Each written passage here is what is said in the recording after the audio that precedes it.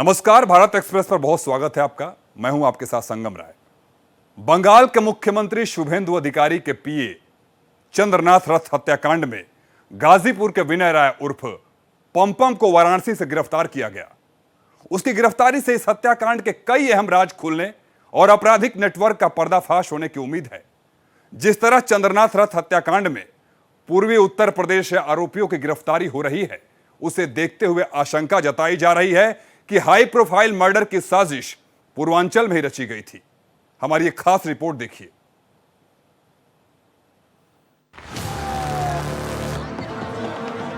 तो उन लोगों का मंशा था इनकाउंटर का, ये सब हेडलाइन बनाने का। सीबीआई का मैं बहुत धन्यवाद देता हूं कि वो अपराधी और निर्दोष में फर्क जानती है।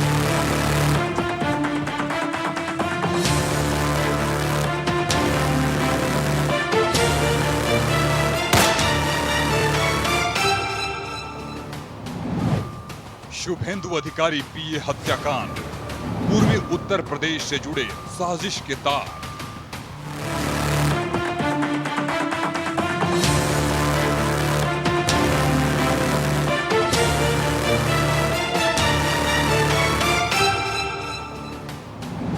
गाजीपुर का विनय राय गिरफ्तार, मिला बड़ा क्रिमिनल इतिहास।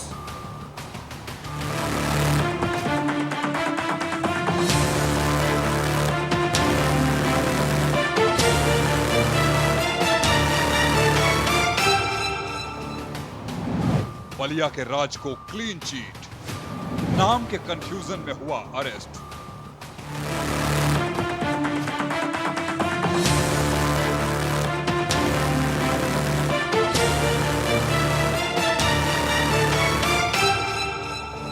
ये का मामला था, वह आप लोग भली भांति जानते हैं। उस मामले में मुझे गिरफ्तार किया गया था। कोई और राजकुमार सिंह करके कोई और है, उसका वो ये सब चीज़ों से वास्ता है। मुझे राज सिंह समझ के मुझे फर्जी का गिरफ्तार कर लिया गया। मैं तो अयोध्या गया था माता जी के साथ राम जी का दर्शन करने। वहाँ से हम लोग दर्शन करके खाना पीना खाने के लिए एक होटल पे रुके, ढाबे पे। वहाँ पे खाना खा के अब हम घर जा रहे थे तो वहाँ पे एसओजी टीम ने मुझे गिरफ्तार कर लिया और गिरफ्तार भी किया। फिर मुझे वहाँ पे लेके गए अपने ऑफिस पे। वहाँ पे मेरी मम्मी भी चिल्लाती रह गई, बोलती रह गई कि हमारा कोई मामला नहीं है, निर्दोष है। मैं भी बोलता रह गया। वो लोग हमारी बात नहीं सुने, ना कोई सबूत भी मांगे। फिर बोल रहे हैं कि नहीं तुम 6 को कहाँ थे, तो हम 6 को बता दिए कि हम यहाँ थे, अपना शॉपिंग किए हैं, काम किए हैं, अपने बलिया में रहे हैं। तो नहीं तुम झूठ बोल रहे हो, नहीं तुम्हें गोली मार देंगे, तुम्हारा इनकाउंटर कर देंगे, ये कर देंगे, वो कर देंगे। मुझे बहुत डराया गया कि मैं अपने मुँह से बोल दूँ कि हाँ मैं दोषी हूँ, लेकिन मैं सत्य पे था तो मैं नहीं दबा ना डरा। मैं बोला कि नहीं किया हूँ तो नहीं किया हूँ।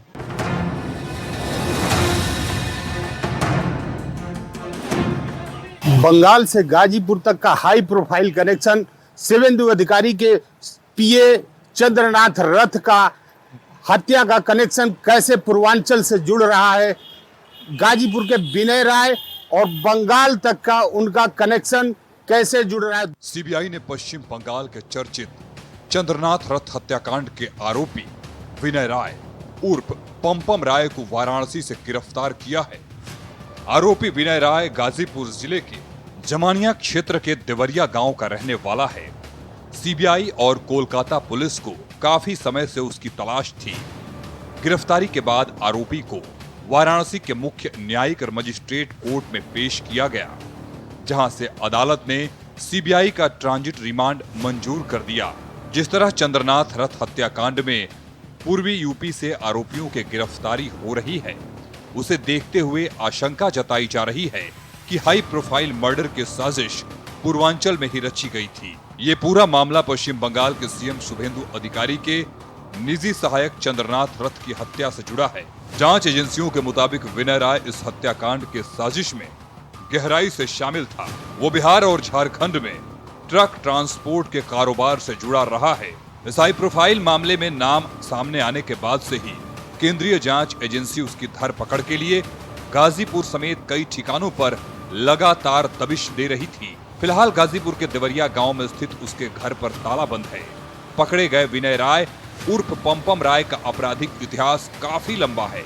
उसके खिलाफ गाजीपुर और दिल्ली में हत्या के प्रयास, आपराधिक साजिश, गैंगस्टर एक्ट, और आर्म्स एक्ट जैसी गंभीर धाराओं में मुकदमे दर्ज हैं।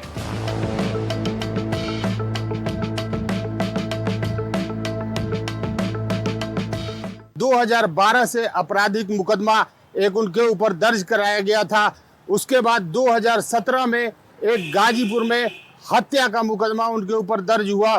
गैंगस्टर के साथ उनके ऊपर कई गंभीर मामले उनके ऊपर दर्ज किए गए, जिससे देखा जाता है कि पूर्वांचल और बंगाल का हाई प्रोफाइल कनेक्शन कैसे जुड़ रहा है। इस मामले में गाजीपुर के ही मत्सा गांव के रहने वाले संतोष राय का नाम भी सामने आया है। संतोष राय फिलहाल फरार चल रहा है और उसके बिहार में सरेंडर करने की चर्चाएं तेज हैं। हालांकि इसकी आधिकारिक पुष्टि नहीं हुई है। सीबीआई अब विनय से पूछताछ कर पूरे नेटवर्क को खंगाल रही है।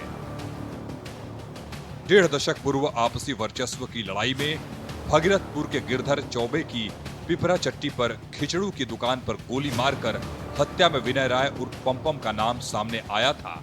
हालांकि बाद में वो बरी हो गया। इसके बाद विनय राय ने जरायम की दुनिया में कदम रखा।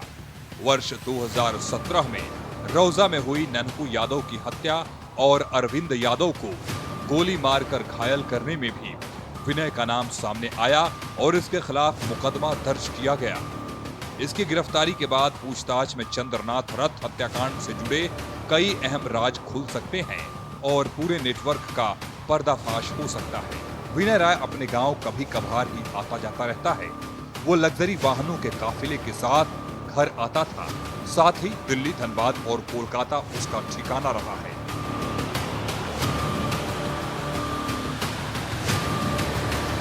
सूत्रों से मिली जानकारी के अनुसार वो कई दिनों से मुगलसराय में अपने एक परिचित के यहाँ छिपा था। सीबीआई ने भी इसके प्रत्येक ठिकाने को खंगाला और आखिरकार वाराणसी से इसकी गिरफ्तारी हो गई। जमानिया के देवरिया निवासी जय गोविंद राय का पुत्र विनय राय बचपन से ही मनबढ़ रहा है। भागीरथपुर के गिरधर चौबे से पिस्टल के लेन देन में विवाद हो गया था। तब चौबे ने विनय के घर पहुंचकर गाली गलौज की थी। इसके बाद गिरधर चौबे की सरेआम चाय की दुकान पर हत्या कर दी गई। इस मामले में गांव के अजय चौबे और विनय राय पंपम का नाम सामने आया।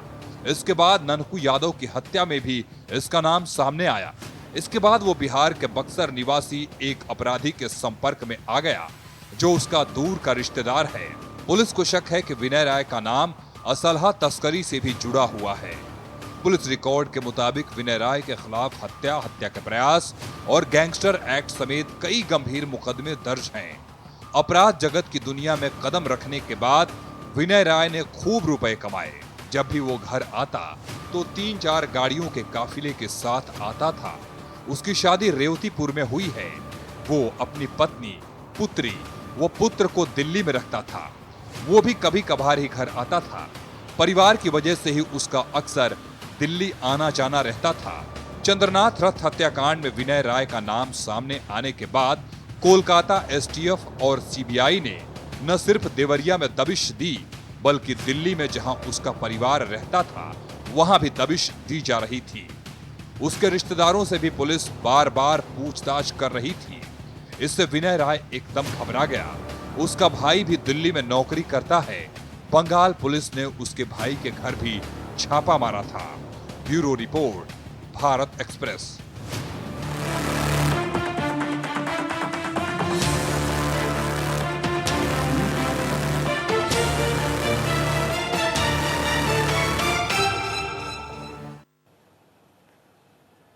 चंद्रनाथ रथ के हत्याकांड को लेकर लगातार नए नए खुलासे हो रहे हैं। इस हत्याकांड में सबसे पहली गिरफ्तारी बलिया के राज सिंह की हुई थी, जिन्हें अब रिहा कर दिया गया है। कहा गया कि यह वो राजकुमार नहीं था जिसकी पुलिस और जांच एजेंसियां तलाश कर रही थी। ये एक ही नाम के दूसरे शख्स थे जो निर्दोष पाए गए। लेकिन 10 दिन की पुलिस कस्टडी में जब राज थे तब उन पर और उनके परिवार पर क्या कुछ बीता, आइए जानते हैं इस रिपोर्ट में।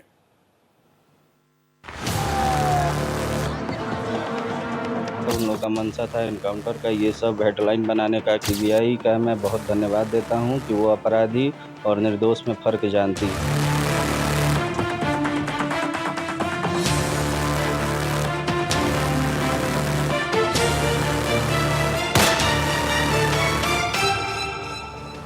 पश्चिम बंगाल के मुख्यमंत्री शुभेंदु अधिकारी के पीए चंद्रनाथ रथ हत्याकांड में अरेस्ट बलिया के राज सिंह को क्लीन चिट मिल गई है।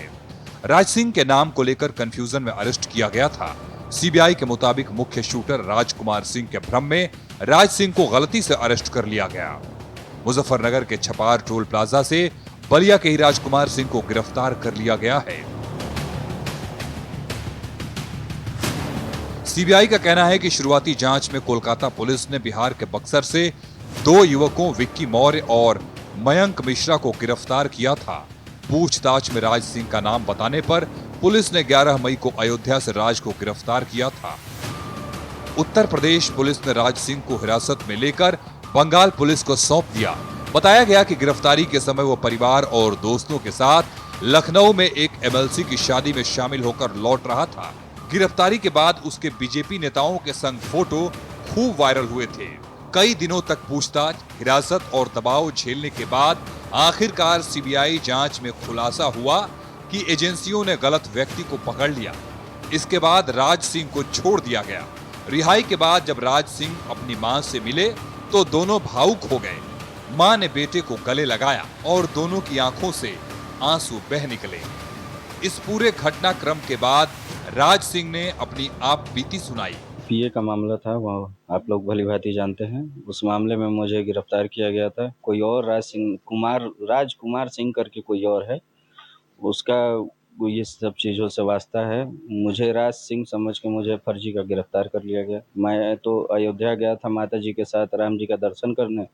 वहाँ से हम लोग दर्शन करके खाना पीना खाने के लिए एक होटल पे रुके, ढाबे पे।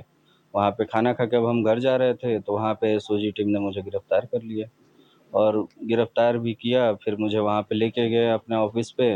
वहाँ पे मेरी मम्मी भी चिल्लाती रह गई, बोलती रह गई कि ये हमारा कोई मामला नहीं है, निर्दोष है। मैं भी बोलता रह गया। वो लोग हमारी बात नहीं सुने, ना कोई सबूत भी मांगे।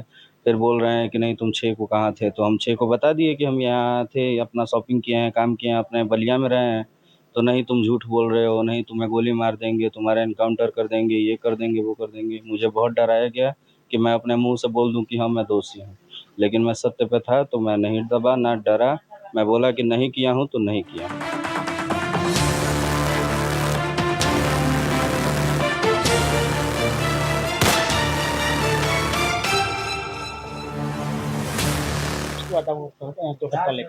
उसके बाद मुझे वहाँ कोलकाता की टीम आई, फिर मुझे कोलकाता लेके गई।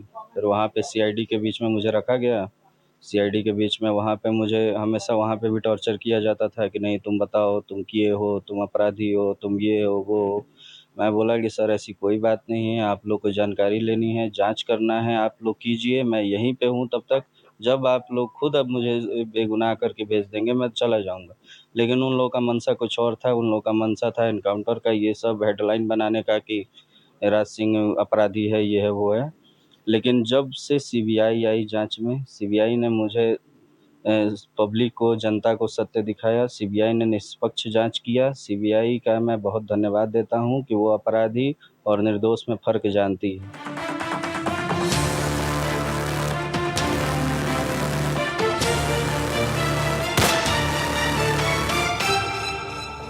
अगर महादेव और भगवान मेरे साथ नहीं होते और अयोध्या नरेश श्री रामचंद्र जी मेरे साथ नहीं होते और शायद से ये सीबीआई टीम जो है वही लोग थे, सीबीआई टीम जो जांच कर रही थी और वो उनको शायद भगवान ही भेजे हैं। मेरे बच्चे का जान बचाने के लिए अगर ये नहीं होता तो मैं भी मर गई होती। और जो लोग भी मेरे दूध पे और मेरी परवरिश पे और मेरे उस पे या भी बिगाड़ी है, संस्कार पे आवाज उठाए हैं, आज उनके सामने है कि मैंने कभी गलत राय नहीं दी अपने बच्चों को और उनके कभी भी अपने बच्चों को गलत राय नहीं दी। और जिनको मैं अपना समझ करके उनके यहाँ भेजती थी कि बाबू जाओ वहाँ सब सही होगा, वो वहाँ अच्छे लोग हैं, वो भी हमको समझ नहीं पाए या ना हमारे बच्चों को समझ पाए। फिर भी उनसे कोई शिकायत नहीं है, कोई बात नहीं है। भगवान मेरे साथ हैं और जो लोग भी हमारे साथ हैं भगवान बना करके भगवान ही भेजे थे सीबीआई टीम को हमारे बच्चे को सच्चाई दिखाने के लिए। वो भी अगर हम सच्चे नहीं होते तो कोई नहीं बचाता, लेकिन सच्चाई की जीत हुई और श्री रामचंद्र जी की में जीत हुई, ठीक है।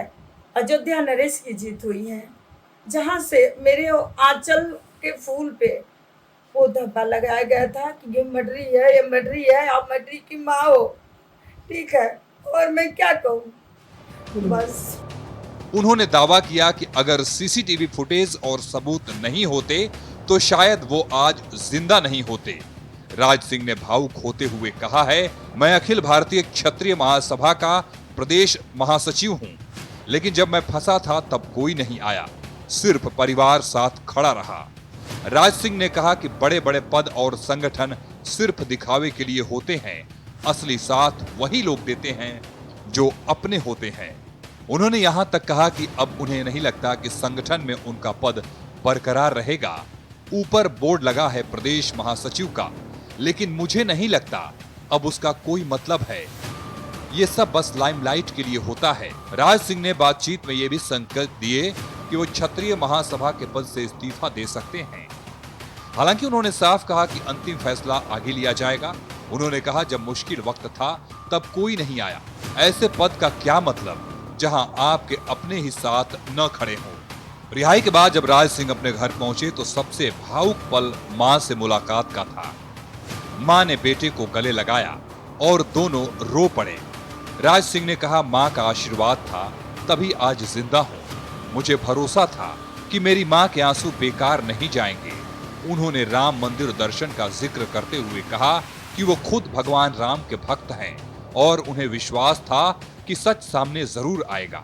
बलिया का राज सिंह जो सीबीआई ने उसको क्लीन चिट दी है, उसके साथ अब गाजीपुर से इस हत्या का तार जुड़ता नजर आ रहा है। जिस तरीके से बलिया के राज सिंह का सीबीआई ने उसको गलती से उठा लिया था और वहां से कोर्ट के द्वारा उसको क्लीन चिट दी गई, और उसको देखते हुए फिर गाजीपुर के विनय राय का काफ़ी क्रिमिनल हिस्ट्री गाजीपुर में या अन्य जगहों पे रही है। गाजीपुर से के राय, भारत एक्सप्रेस।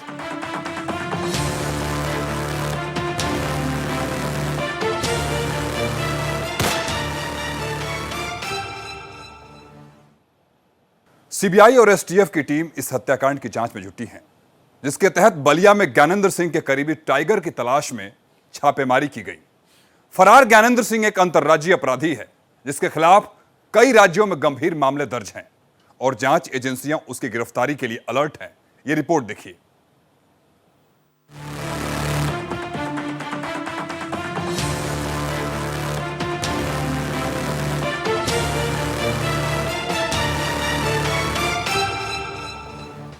शुभेंदु पीए हत्याकांड की जांच में नया मोड़ आने के बाद सीबीआई और एसटीएफ की टीम लगातार कार्रवाई में जुटी हुई है। देर रात करीब 2 बजे बलिया में बांसडीह रोड क्षेत्र के श्रीपुर गांव में संयुक्त टीम ने दबिश दी। सूत्रों के अनुसार टीम को सूचना मिली थी कि मामले में फरार चल रहे ज्ञानेंद्र सिंह का करीबी टाइगर क्षेत्र में मौजूद है। इसी सूचना के आधार पर कई स्थानों पर छापेमारी की गई। ज्ञानेंद्र सिंह उर्फ मन्नू बांसडीह रोड क्षेत्र निवासी जितेंद्र से 50,000 रुपए में कार खरीदने के मामले में भी चर्चा में आया था। इसके बाद इसके राजकुमार और नवीन सिंह से भी तार जुड़ गए। जांच एजेंसियां उसकी तलाश में लगातार संभावित ठिकानों पर दबिश दे रही हैं। उधर फेफना क्षेत्र से गिरफ्तार किए गए नवीन सिंह को न्यायिक प्रक्रिया के बाद मऊ जेल भेज दिया गया है। बहुचर्चित चंद्रनाथ रथ हत्याकांड में प्रयुक्त कार और उससे जुड़े अपराधियों की सुराक्षी में जुटी स्पेशल टास्क फोर्स ने स्थानीय बांसडीह रोड पुलिस के साथ मिलकर क्षेत्र के कई गांवों में भारी दबिश दी है।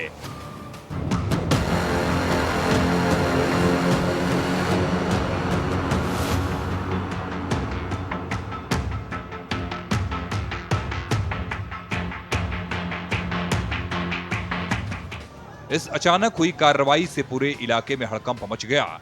जांच एजेंसी की टीमों ने 2 दिन पहले भी एक साथ क्षेत्र के फुलवरिया, शीतल दौनी और श्रीपुर गांव में छापेमारी की। सूत्रों के अनुसार हत्याकांड को अंजाम देने के लिए जिस निशान माइक्रा कार का इस्तेमाल किया गया वो फुलवरिया गांव का जितेंद्र सिंह की थी।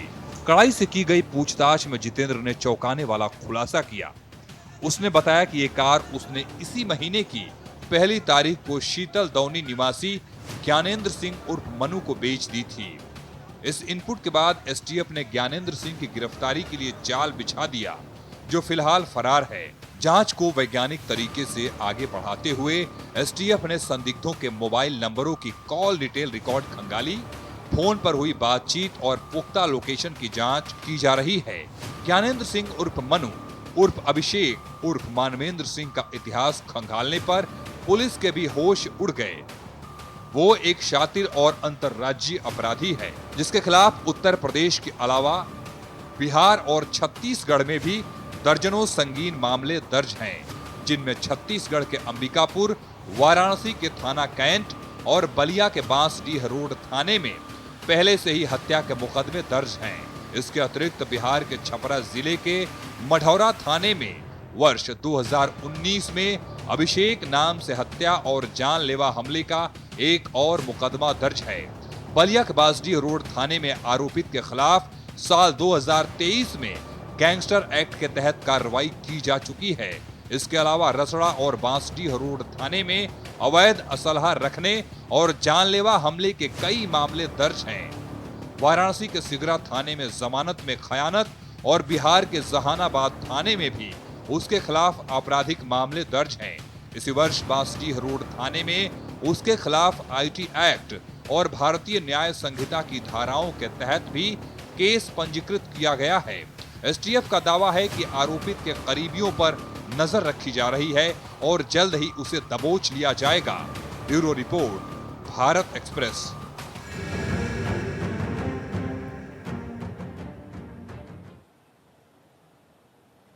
पश्चिम बंगाल के मुख्यमंत्री शुभेंदु अधिकारी के पीए चंद्रनाथ रथ को सरेआम गोली मारकर मौत के घाट उतार दिया जाता है। उसके बाद बंगाल पुलिस आरोपियों की गिरफ्तारी करती है। फिर सीबीआई जांच में नए खुलासे होते हैं। चंद्रनाथ रथ की हत्या की साजिश के तार उत्तर प्रदेश के पूर्वांचल से जुड़ते चले जाता है। कई आरोपियों की गिरफ्तारी हो चुकी है, लेकिन सबसे बड़े सवाल का जवाब आज तक बाकी है। आखिर इस हत्याकांड का मास्टरमाइंड कौन है और इस रथ के मर्डर के पीछे का मकसद क्या था? उम्मीद है सीबीआई जल्द ही इन दोनों सवालों के जवाब का खुलासा करेगी। हमारी इस खास पेशकश में इतना ही। आप बने रहिए भारत एक्सप्रेस के साथ।